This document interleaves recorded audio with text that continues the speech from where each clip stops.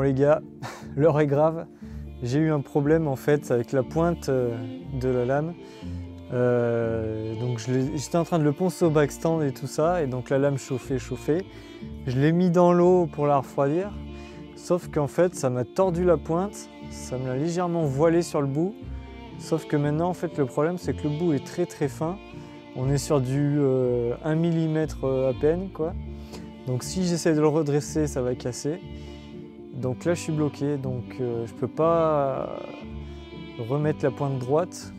Donc là c'est un peu le bordel. Donc là je suis obligé d'arrêter le projet à ce point là en fait. Parce que voilà, j'aurais pu recouper la pointe et faire un truc un peu moins grand, dans un autre style et tout ça, mais bon c'était pas le projet de départ, donc je vais arrêter ce projet là à ce stade là. Donc voilà, c'est dommage. On n'était pas loin du final, mais voilà, ça montre vraiment la réalité aussi des couteliers forgerons. Voilà, bon là elle n'est pas forgée, vous allez me dire, mais en stock removal, voilà, des fois ça arrive que y a un souci sur la lame au dernier moment, sur un truc qu'on n'avait pas forcément prévu. Et c'est vrai qu'en général sur YouTube, les gens ne le montrent pas souvent. En tout cas, moi j'en ai jamais vu, je crois, des vidéos où mon projet s'arrêtait comme ça d'un coup.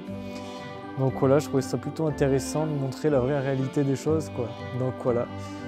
Cette machette m'a fait apprendre beaucoup de choses sur les moutures, parce que c'est vrai que en fait, quand je le passais dans la machine comme ça, pour faire les moutures, vu que la pointe est recourbée, à chaque fois ça tapait le plateau du backstand et du coup ça me faisait bouger.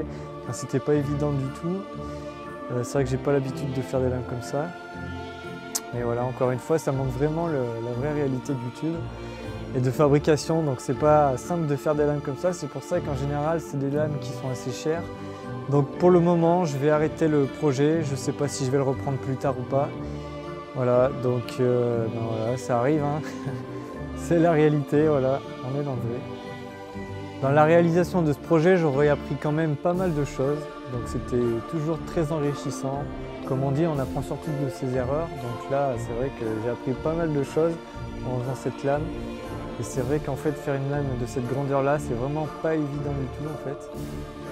Et surtout avec cette forme-là, cette courbe et cette pointe qui est très fine en fait. Avec le dos qui est en forme, on va dire que j'ai repris des formes traditionnelles qu'il y a sur les katanas en fait. Moi je vous dis à la prochaine pour de nouvelles aventures, de nouvelles créations. Ciao!